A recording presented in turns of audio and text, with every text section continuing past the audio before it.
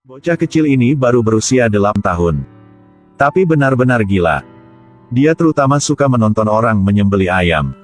Setelah pekerjaan selesai, dia akan membawa pulang kepala ayam. Mengumpulkan secara diam-diam.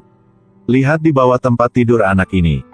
Adalah semua hewan kecil yang dikumpulkan bocah itu. Tapi hari ini, karena sangat bersemangat, dia lupa mengunci pintu. Akibatnya, semuanya ditemukan oleh ayahnya. Ketika dia memikirkan betapa gilanya putranya, sang ayah mengikat tangan bocah itu dan memukulinya dengan brutal. Hasil pemukulan seperti itu berlangsung selama lebih dari 10 tahun. Anak laki-laki itu sekarang sudah dewasa. Kebiasaan aneh itu tidak hanya tidak berhenti, tetapi sebaliknya, membuatnya semakin memberontak. Pria dengan mata galak sedang melihat tali jemuran yang tergantung di luar. Akhirnya membuat keputusan yang sangat berani. Malam itu, dia mengalungkan tali itu di leher ayahnya. Kejadian ini terjadi di daerah pedesaan terpencil yang miskin. Seseorang yang tiba-tiba menghilang sama sekali tanpa disadari. Sampai bertahun-tahun kemudian, seorang gadis kecil yang baru saja menyelesaikan kelas dansanya. Gadis kecil itu menemukan bahwa ada bulu di tanah. Dia akan melangkah maju untuk mengambilnya, tetapi bulu itu terus melompat ke depan. Jadi dia terus mengejar di belakang. Akibatnya, gadis itu menghilang. Keluarga gadis itu, setelah mengetahuinya, langsung melaporkannya ke polisi. Tapi itu masih selangkah di belakang. Ketika polisi menemukan gadis itu, dia berubah menjadi mayat tanpa jiwa. Tubuhnya ditemukan di dekat tempat pembuangan sampah tidak jauh dari tempat dia menghilang. Dan kemudian bulan lalu, ada juga pembunuhan serupa. Orang yang bertanggung jawab atas kasus ini adalah seorang polisi wanita, namanya Ritika. Ritika mencurigai ini adalah kasus pembunuhan berantai. Jadi dia meminta direktur untuk mengirim dokter forensik untuk membantu. Tetapi direktur mengatakan bahwa ada terlalu banyak kasus akhir-akhir ini. Jadi semua dokter forensik dikirim. Sekarang hanya ada satu dokter forensik yang tersisa, itu Sam.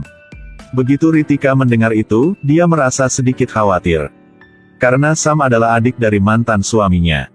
Bertahun-tahun yang lalu, Ritika membawa kedua putrinya ke taman hiburan. Karena kecerobohan, putri sulungnya Navia tersesat. Suasana hati Ritika tampaknya tak terkendali. Dia menyalahkan suaminya karena tidak merawat anak-anak mereka dengan baik. Keduanya juga sering berselisih karena hal ini, dan akhirnya bercerai. Ketika dia tahu dia harus bekerja dengan saudara laki-laki mantan suaminya. Tidak peduli siapa itu, pasti akan merasa khawatir tentang hal ini. Tapi karena dia ingin segera menyelesaikan kasusnya, Ritika harus setuju. Namun Sam memang sangat berbakat. Begitu dia menerima kasus itu, dia langsung menemukan masalahnya. Pertama-tama, ada pola silang pada pakaian gadis Divya. Terlihat sangat mirip dengan bentuk pagar. Pasti Divya telah melewati tempat ini. Kedua, hal lain yang mencurigakan adalah dia memiliki bedak putih di tubuhnya. Hasil tes menemukan bahwa itu adalah mineral asbes. Saatnya karena pohon ini telah dicukur. Pada saat yang sama, lumut menempel di tubuhnya. Itu pasti datang dari tembok ini. Gunakan petunjuk ini untuk bergerak maju. Akhirnya saluran pembuangan bawah tanah. Ini semua kotoran di dalam. Ini benar-benar cocok dengan noda air di rok korban. Namun, jika Anda melihat lebih dekat, Anda akan melihat saluran pembuangan bawah tanah ini sangat rendah. Tidak mungkin orang dewasa bisa melewatinya. Jadi bagaimana si pembunuh bisa lewat sana? Lebih aneh lagi, mayatnya ditemukan di luar tembok tempat pembuangan sampah. Si pembunuh bisa sampai ini. Tapi mengapa tidak membuang mayatnya saja ke dalam? Sam curiga itu mungkin karena tembok yang mengelilingi tempat pembuangan itu. Itu terlalu tinggi untuk dijangkau si pembunuh. Jadi dia membuat dugaan yang berani, pembunuhnya adalah seorang anak-anak. Setelah mendengar kesimpulan ini, Ritika langsung marah. Kasus pembunuhan berantai. Bagaimana mungkin pelakunya adalah anak-anak? Sam dimarahi olehnya tetapi dia tidak bisa mengatakan apapun untuk membantah, jadi dia dengan patuh tutup mulut.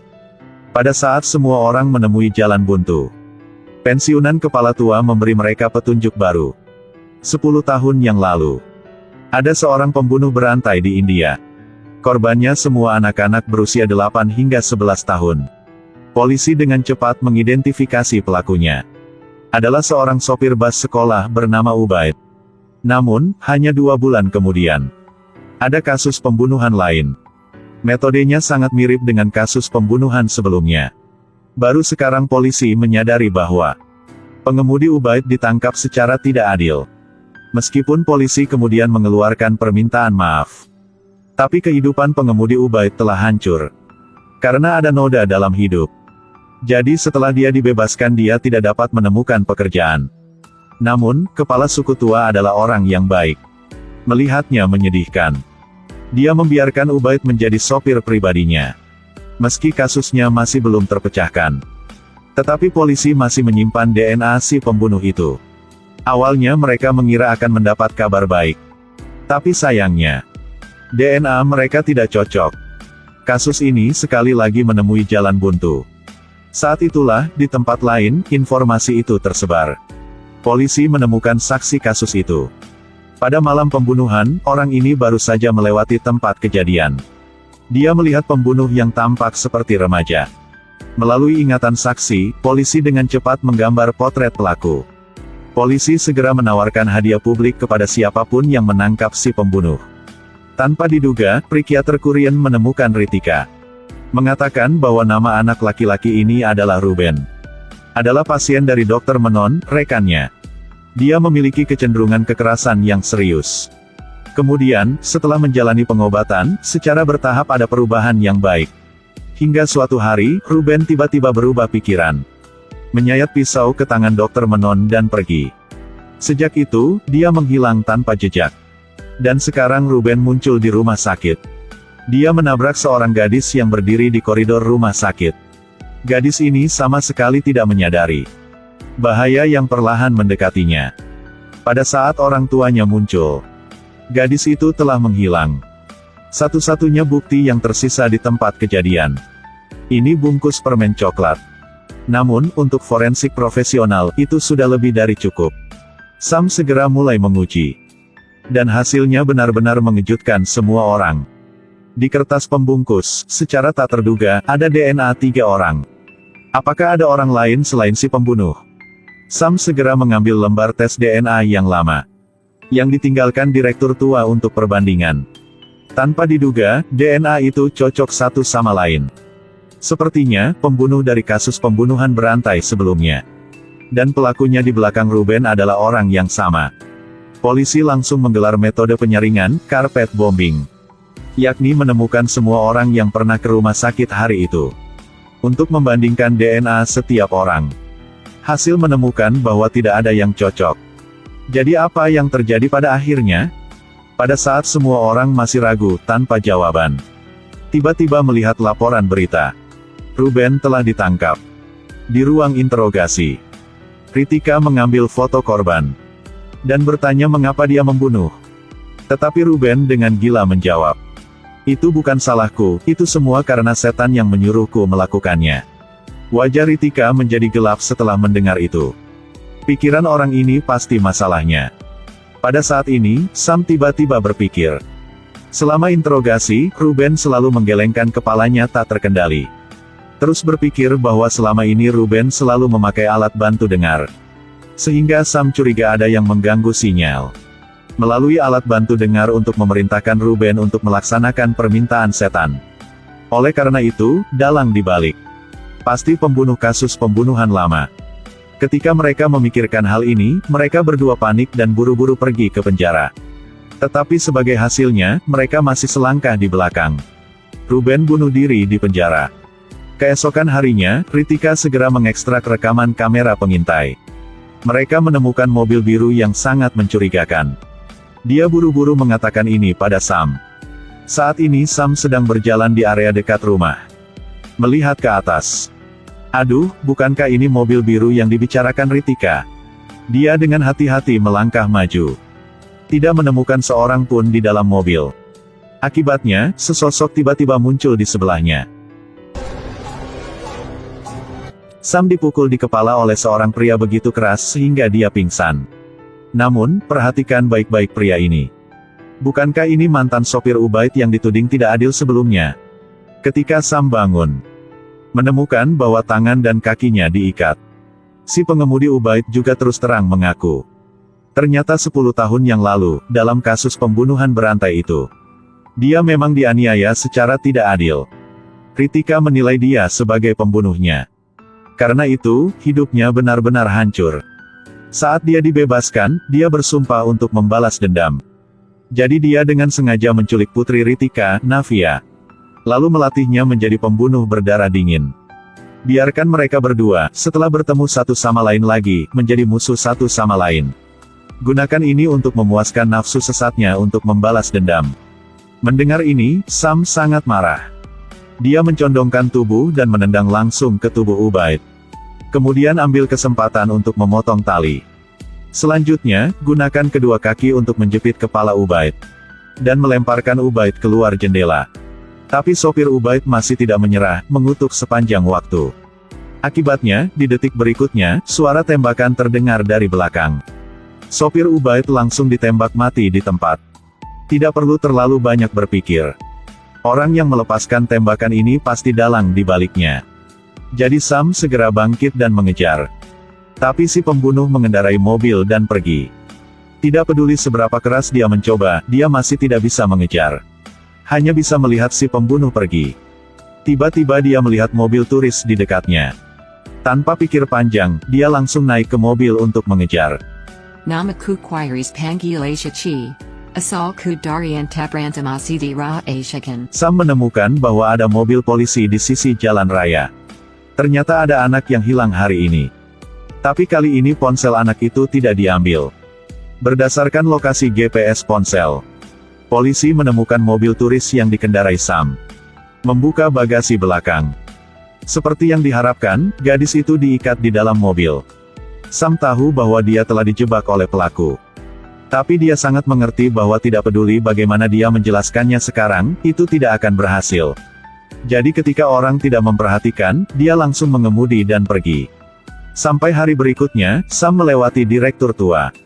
Dapat menghubungi Ritika. Kemudian Sam menunjukkan video itu padanya. Ritika benar-benar hancur untuk sesaat.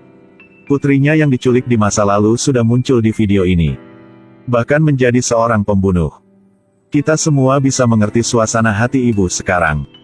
Jadi dia dan mantan suaminya pergi bersama untuk mencari putri Navia. Adapun Sam, saat ini dia pergi mencari psikolog Korean sendirian. Dia bilang dia butuh bantuannya. Dokter tidak terlalu memikirkannya dan masuk ke mobilnya. Sam mengunci pintu. Kemudian dengan wajah yang sangat serius mengatakan bahwa, "Saya tahu Anda adalah dalang di baliknya." Ternyata belum lama ini, polisi menemukan 5 jenazah di dekat area waduk. 4 anak, bahkan termasuk seorang dewasa. Itu bukan hal yang aneh, tetapi setelah Sam melakukan tes, dia menemukan bahwa pada sisa-sisa tubuh korban ada tanah yang sangat aneh. Dan jenis tanah ini unik di kampung halaman Psikiater Korean. Semua orang bisa memikirkan siapa itu, kan? Itu benar, Psikiater Korean adalah anak mesum di awal cerita. Sejak usia muda, dia dilecehkan oleh ayahnya. Setelah dewasa, dia tidak tahan lagi. Sehingga dia membunuh ayah kandungnya. Ini juga sangat kebetulan. Di masa lalu, setelah dia membunuh ayahnya, dia mengubur tubuhnya di taman belakang rumahnya. Namun belakangan, karena kawasan ini berada di kawasan perencanaan, ia takut perbuatannya terbongkar. Sehingga ia menggali mayatnya dan menguburnya di tempat lain. Itu adalah area di dekat waduk yang ditemukan polisi belum lama ini. Pada titik ini, Dr. Korean juga berhenti berpura-pura. Dan terus terang mengatakan yang sebenarnya. Meskipun dia dilecehkan sejak usia muda dan tidak memiliki masa kecil yang bahagia. Tapi untungnya dia menemukan istri yang baik. Dan memberinya seorang putra. Tapi mungkin dia melakukan terlalu banyak kejahatan. Jadi sayangnya istrinya meninggal karena kelahiran yang sulit. Dan dia juga ditemukan menderita kanker. Kali ini dia benar-benar hancur. Jadi dia mulai membalas dendam pada masyarakat. Itu menyebabkan kasus pembunuhan berantai bertahun-tahun yang lalu. Tapi, harimau jahat tidak memakan anaknya. Adapun putranya, dia sangat mencintainya. Oleh karena itu semua pembunuhan dilakukan secara rahasia. Tapi dia tidak percaya bahwa itu semua dihancurkan oleh polisi wanita Ritika. Hari itu, ketika Ritika sedang menyelidiki Dan Dr. Kurien mengantar putranya ke sekolah. Tetapi pada waktu yang tepat, di dalam mobil dia menyembunyikan seorang anak lain. Dalam keadaan darurat, dia bergegas mencari bus sekolah. Dan menyelundupkan anak itu ke dalam bus. Hal ini menyebabkan sopir bus Ubaid dihukum secara tidak adil. Dan tindakan aneh Dr. Kurien. Semua terlihat oleh putranya. Di malam hari, putranya tidak sengaja melihat berita. Kali ini dia akhirnya menyadari bahwa ayahnya kemungkinan besar adalah pembunuh mesum. Jadi dia memecahkan kunci pintu gudang.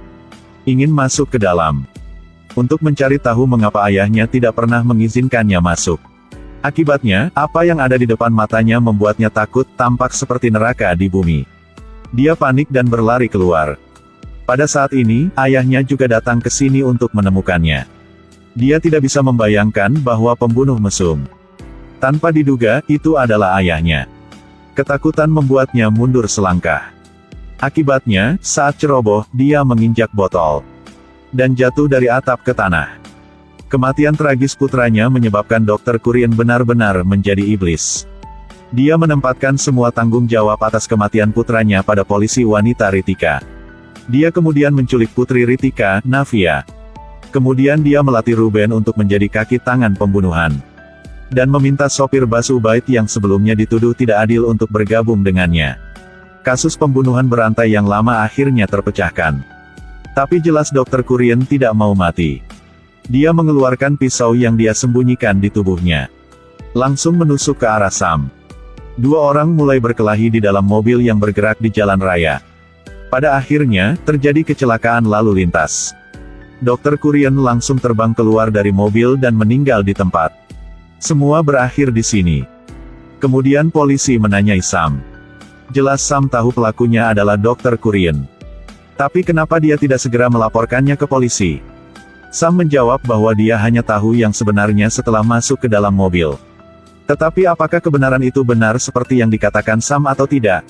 Waktu kembali ke 1 detik sebelum kecelakaan lalu lintas terjadi. Gerak terakhir Sam adalah melepaskan sabuk pengaman Dr. Kurien. Inilah penyebab sebenarnya dari kematian Dr. Kurien. Mengapa dia harus melakukan itu? Jangan lupa bahwa putri polisi wanita Ritika, Navia, juga merupakan kaki tangan. Begitu Dr. Kurien ditangkap, putri Ritika, Navia, juga tidak bisa lolos begitu saja. Agar gadis yang tidak bersalah dapat menyingkirkan kejahatan. Hanya ada satu cara untuk membiarkan pria jahat ini mengambil semua kesalahan. Menggunakan trik kecelakaan tak terduga untuk melindungi penyebab sebenarnya.